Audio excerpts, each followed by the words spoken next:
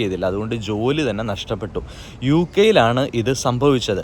U കെയിലാണെങ്കിൽ കൂടെ ഇത് അയർലൻഡുമൊക്കെ ആ ഒരു കൾച്ചറിൽ പെടുന്ന രാജ്യങ്ങളാണ്. നമ്മളെല്ലാം കൂടുതൽ അവെയർ ആയിരിക്കണം. അപ്പോൾ അവർ എക്സ്പീരിയൻസ്ഡ് ആയിട്ടുള്ള ഒരാളെ, നേഴ്സിനെ ടെർമിനേറ്റ് ചെയ്ത് ഫ്രഷ് ആയിട്ടുള്ള ആളെ എടുത്തു കഴിഞ്ഞു കഴിഞ്ഞാൽ അവർക്ക് തന്നെയാണ് നേട്ടം. അതുകൊണ്ട് നമ്മൾ നമ്മുടെ സ്വന്തം ജോലി കളയാതെ ഇരിക്കുക. പ്രശ്നത്തിൽ, ജോലി സ്ഥലത്ത് എന്തെങ്കിലും ഒരു പ്രശ്നത്തിൽ, ഒരു വലിയ മിസ്റ്റേക്കിൽ നമ്മൾ ചെന്ന് ചാടുകയാണെങ്കിൽ ഇതുപോലെയുള്ള നമ്മുടെ ഒരു ബേസിക് ക്യാരക്ടർ പോലും അവർ അസസ് ചെയ്തിട്ടുണ്ടാവും. ഇവിടെയൊക്കെ പൊതുസ്ഥലങ്ങളിലൊക്കെ ചെല്ലുമ്പോഴൊക്കെ ആണെന്നുണ്ടെങ്കിൽ നമ്മൾ അവരുപയോഗിക്കുന്ന പോലൊരു സ്പൂണോ ഫോർക്കോ ഒക്കെ കൊണ്ടാവും കഴിക്കുക. നമ്മൾ നമ്മുടെ ഡ്യൂട്ടി സ്ഥലത്ത് ചെല്ലുമ്പോഴാവട്ടെ, നമ്മളിവിടെ വരുമ്പോൾ തൊട്ട് തന്നെ നമ്മൾ നമ്മുടെ ബാഗിൽ, നമ്മുടെ ലഞ്ച് ബോക്സിൽ ഒരു സ്പൂണും ഒരു ഫോർക്കും ഒക്കെ ഉണ്ടാവും. സുഹൃത്തുക്കളെ, ആയുർ സ്റ്റുഡിയോയുടെ ഏറ്റവും പുതിയ വീഡിയോയിലേക്ക് സ്വാഗതം.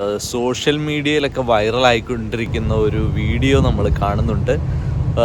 ഒരു മലയാളി യുവതി, ഒരു ഇന്ത്യൻ യുവതി എന്നാണ് കൊടുത്തിരിക്കുന്നത്. കണ്ടിട്ടൊരു മലയാളി യുവതി തന്നെയാണ്.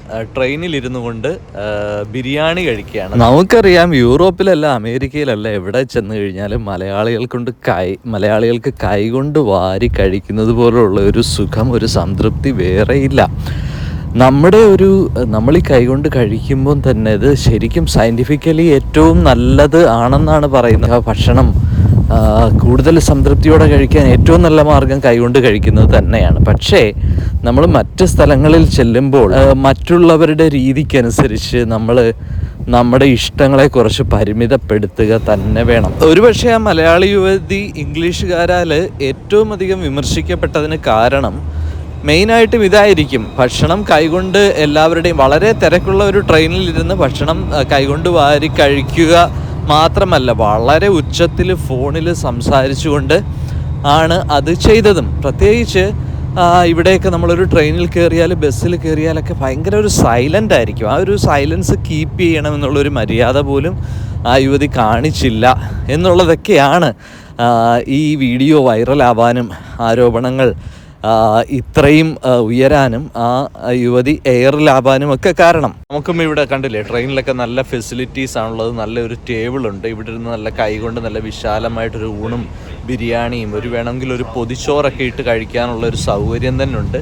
വലിയ ഡിസ്റ്റർബൻസ് ഒന്നും കാണത്തില്ല. ഇവിടെയൊക്കെ പൊതുസ്ഥലങ്ങളിലൊക്കെ ചെല്ലുമ്പോഴൊക്കെ ആണെന്നുണ്ടെങ്കിൽ നമ്മൾ അവരുപയോഗിക്കുന്ന പോലൊരു സ്പൂണോ ഫോർക്കോ ഒക്കെ കൊണ്ടാവും കഴിക്കുക. നമ്മൾ നമ്മുടെ ഡ്യൂട്ടി സ്ഥലത്ത് ചെല്ലുമ്പോഴാവട്ടെ, നമ്മളിവിടെ വരുമ്പോൾ തൊട്ട് തന്നെ നമ്മൾ നമ്മുടെ ബാഗിൽ, നമ്മുടെ ലഞ്ച് ബോക്സിൽ ഒരു സ്പൂണും ഒരു ഫോർക്കും ഒക്കെ ഉണ്ടാവും. നമ്മൾ അതൊക്കെ വെച്ചിട്ട് നമ്മൾ സ്റ്റാഫ് റൂമിൽ ഇരുന്നാണെന്നുണ്ടെങ്കിൽ, ജോലിക്ക് പോകുമ്പോഴൊക്കെ ആണെങ്കിലും ഭക്ഷണം കഴിക്കും. അതാണ് ഇവിടുത്തേക്ക് ഒരു ശീലം. അല്ലെങ്കിൽ ഇവർക്കൊക്കെ ഇവരുടെ ഒരു ശീലമല്ലാത്തതുകൊണ്ട് ഇവർക്കൊക്കെ ഒരു ഓക്കാനം വന്നേക്കാം. അല്ലെങ്കിൽ ഇവരൊക്കെ ഒരു നമ്മളെ ഒന്ന് ഡിസ്റെസ്പെക്റ്റ് ചെയ്തേക്കാം. എന്തിന്? നമ്മൾ ഏതൊരു രാജ്യത്ത് ചെന്ന് കഴിഞ്ഞാലും നമ്മൾ അവരുമായിട്ട് സഹകരിച്ചുകൊണ്ട് മുന്നോട്ട് പോകുന്നത് വളരെ നല്ലതാണ്. കൂടാതെ തന്നെ നമ്മളിപ്പം നമ്മുടെ ഭാഷയിൽ സംസാരിക്കുന്നതൊക്കെ പോലും ചില പൊരുത്തക്കേടുകൾ ഉണ്ടാവാറുണ്ട്. നമ്മൾ സ്റ്റാഫ് റൂമിൽ റെസ്റ്റ് ചെയ്യുകയാണ്, നമ്മൾ നമ്മുടെ ഒരു ഫ്രണ്ടുമായിട്ട്, മലയാളി ഫ്രണ്ടുമായിട്ട് ഉച്ചത്തിലിരുന്ന് അട്ടഹസിച്ചിരിക്കുകയാണ്.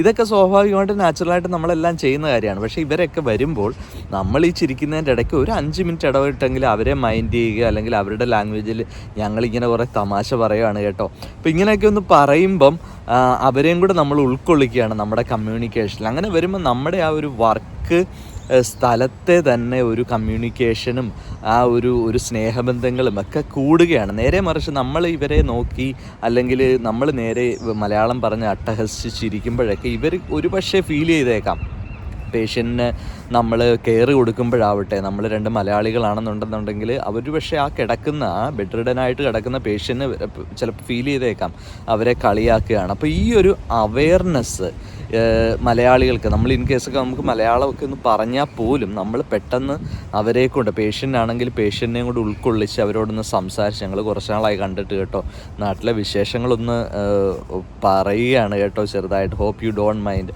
അവരോടും 2 തമാശയൊക്കെ പറഞ്ഞ്. അപ്പോൾ ഇങ്ങനെയൊക്കെ ആകുമ്പോഴത്തേക്ക് നമുക്ക് ഒരു റെസ്പെക്റ്റ് കിട്ടുകയാണ്. നമുക്ക് റെസ്പെക്റ്റ് കിട്ടുമോ കിട്ടാതിരിക്കുമോ, പക്ഷെ നമ്മൾ നമ്മുടെ കൾച്ചർ, ഇന്ത്യക്കാരാണെന്നുള്ള ആ ഒരു കൾച്ചർ നമ്മൾ എവിടെ ചെന്ന് കഴിഞ്ഞാലും ഉയർത്തിപ്പിടിക്കുകയാണ്.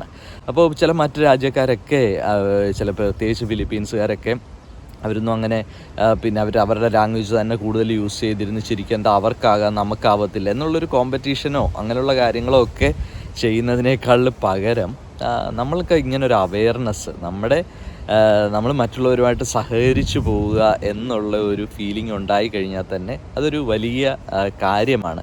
ഇതിനകത്തൊന്നും ഒരു കാര്യവുമില്ല എന്ന് നമ്മൾ വിചാരിക്കരുത്. അത് നമ്മുടെ പല രീതിയിലും ഇപ്പോൾ മാനേജേഴ്സ് ഉൾപ്പെടെയുള്ളവർ നമ്മുടെ അഡാപ്റ്റേഷൻ പീരീഡിലാട്ടെ ഇതൊക്കെ നമ്മൾ മൊത്തത്തിലൊരു ഒബ്സർവേഷൻ ഉണ്ട് നമ്മുടെ ക്യാരക്ടർ എങ്ങനെയാണ്. അപ്പോൾ ഇതൊക്കെ തന്നെ എന്തെങ്കിലും ഒരു പ്രശ്നത്തിൽ, ജോലി സ്ഥലത്ത് എന്തെങ്കിലും ഒരു പ്രശ്നത്തിൽ, ഒരു വലിയ മിസ്റ്റേക്കിൽ നമ്മൾ ചെന്ന് ചാടുകയാണെങ്കിൽ ഇതുപോലെയുള്ള നമ്മുടെ ഒരു ബേസിക് ക്യാരക്ടർ പോലും അവർ അസസ് ചെയ്തിട്ടുണ്ടാവും. അപ്പോൾ അതൊക്കെ നമുക്ക് പ്രയോജനപ്പെടും. ഇവനൊരു പ്രശ്നക്കാരനല്ല, പൊതുവേ നല്ല ആളാണ്, ഇവൻ അങ്ങനെ ചെയ്യാത്തതാണെന്നുള്ളൊരു സപ്പോർട്ട് പോലും മാനേജ്മെൻറ്റിൻ്റെ അടുത്തുനിന്ന് നമുക്ക് കിട്ടിയേക്കാം. നമുക്കറിയാം ഇവിടെ വന്ന് ഒരു 5-6 മാസം ആകുമ്പോഴത്തേക്ക്, അല്ലെ 1 വർഷം ആകുമ്പോഴത്തേക്ക് തന്നെ നമുക്ക് മനസ്സിലാകും നമ്മൾ ഇവരുമായിട്ട് പൊരുത്തപ്പെട്ട് ജീവിക്കണം. നമ്മുടെ സ്വാതന്ത്ര്യം നമുക്കവർ തരുന്നുണ്ട്. പരമാവധി അവർ നമുക്ക് അവരുടെ കൺട്രിയിൽ നമുക്ക് സ്വാതന്ത്ര്യത്തോടെ ജീവിക്കാം. പക്ഷേ ചില കൾച്ചറുകൾ അവർ ചെറുപ്പം തൊട്ട് ശീലിച്ച ചില കാര്യങ്ങൾ നമ്മളും സ്വാഭാവികമായിട്ട് അത് നമ്മുടെ സ്വഭാവത്തിൻ്റെ ഭാഗമാക്കുന്നു. അത് നമ്മൾ മറ്റുള്ളവരെ റെസ്പെക്റ്റ് ചെയ്യുന്നതിന് തുല്യമാണ്. ഒരിക്കലും നമ്മുടെ സ്വാതന്ത്ര്യം നഷ്ടപ്പെടുക എന്ന് നമ്മൾ വിചാരിക്കുന്നില്ല. അവരെ നമ്മൾ റെസ്പെക്റ്റ് ചെയ്യുകയാണ്, അവരുടെ കൾച്ചർ അഡോപ്റ്റ് ചെയ്യുകയാണ്. അതൊരു നല്ല കാര്യമാണ്. അപ്പോൾ നമ്മൾ ആ റെസ്പെക്റ്റ് അവർക്ക് കൊടുക്കുമ്പോൾ അവരത് തിരിച്ചും തരുന്നു. ഒരു ഗിവ് ആൻഡ് ടേക്ക്, അതാണ് ആ കൾച്ചർ. ഇപ്പോൾ ആനുവൽ ലീവൊക്കെ 1 മാസമായിരിക്കും നമുക്ക് മാക്സിമം കിട്ടുക. നാട്ടിൽ ചെന്നൊരു മെഡിക്കൽ സർട്ടിഫിക്കറ്റിലൂടെയൊക്കെ എടുത്ത് തിരിച്ചു വരാൻ നോക്കുമ്പോഴത്തേക്ക് അവർക്ക് പ്രോപ്പറായിട്ടുള്ള മെഡിക്കൽ സർട്ടിഫിക്കറ്റ് അല്ല സബ്മിറ്റ് ചെയ്തത്, അല്ലെങ്കിൽ മെഡിക്കൽ സർട്ടിഫിക്കറ്റ് കൊടുത്തു പക്ഷേ പെട്ടെന്ന് അവരോട് ഇത് വാലിഡ് അല്ല, നിങ്ങളിത് ക്യാൻസൽ ചെയ്ത് തിരിച്ചു വരണമെന്നൊക്കെ പറഞ്ഞിട്ടും അവർ റെസ്പോണ്ട് ചെയ്തില്ല. അതുകൊണ്ട് ജോലി തന്നെ നഷ്ടപ്പെട്ടു. UK ഇത് സംഭവിച്ചത്. UK കൂടെ ഇത് അയർലൻഡും ഒക്കെ ആ ഒരു കൾച്ചറിൽ പെടുന്ന രാജ്യങ്ങളാണ്. നമ്മളെല്ലാം കൂടുതൽ അവെയർ ആയിരിക്കണം. പ്രോപ്പറായിട്ട് റെസ്പോണ്ട് ചെയ്യാലും മെഡിക്കൽ ലീവ് എടുത്തിട്ടുണ്ടെങ്കിൽ അത് പ്രോപ്പറായിട്ടുള്ള രേഖകൾ ഹാജരാക്കുകയും, ഇതൊന്നും അത്രത്തോളം സ്ട്രിക്റ്റ് അല്ലായിരുന്നു കുറേ നാൾ മുമ്പ് വരെ, അല്ലെ ഈ അടുത്ത കാലത്തൊക്കെ തന്നെ. പക്ഷേ ഇപ്പോൾ ഈ നേഴ്സസ് വേക്കൻസീസ് ഒക്കെ കുറയുന്നു. HSC NHS ഫണ്ടൊക്കെ അവർ വളരെ സ്ക്രൂട്ടനൈസ് ചെയ്താണ് യൂസ് ചെയ്യുന്നത്. ഇതുകൊണ്ടൊക്കെ തന്നെ നേഴ്സസ് ഒരുപാട് പേര് വേക്കൻസിക്കായി കാത്തിരിക്കുന്നു. അപ്പോൾ അവർ എക്സ്പീരിയൻസ്ഡ് ആയിട്ടുള്ള ഒരാളെ, നേഴ്സിനെ ടെർമിനേറ്റ് ചെയ്ത് ഫ്രഷ് ആയിട്ടുള്ള ആളെ എടുത്തു കഴിഞ്ഞു കഴിഞ്ഞാൽ അവർക്ക് തന്നെയാണ് നേട്ടം. അതുകൊണ്ട് നമ്മൾ നമ്മുടെ സ്വന്തം ജോലി കളയാതെ ഇരിക്കുക, എല്ലാ കൾച്ചറുമായിട്ടും പൊരുത്തപ്പെടുക, സ്വാതന്ത്ര്യത്തോടെ അഭിമാനത്തോടെ നമ്മൾ ജീവിക്കുക. അതെല്ലാം ആരെയും പേടിച്ചൊന്നും നമ്മൾ ഒരിടത്തും കഴിയേണ്ടതില്ല. അവർ നമുക്ക് സ്വാതന്ത്ര്യം തരുന്നുണ്ട്. ആ സ്വാതന്ത്ര്യം ഉപയോഗിച്ച് നമ്മൾ ജീവിക്കുക. എല്ലാവർക്കും നല്ലൊരു ദിവസം നേരുന്നു.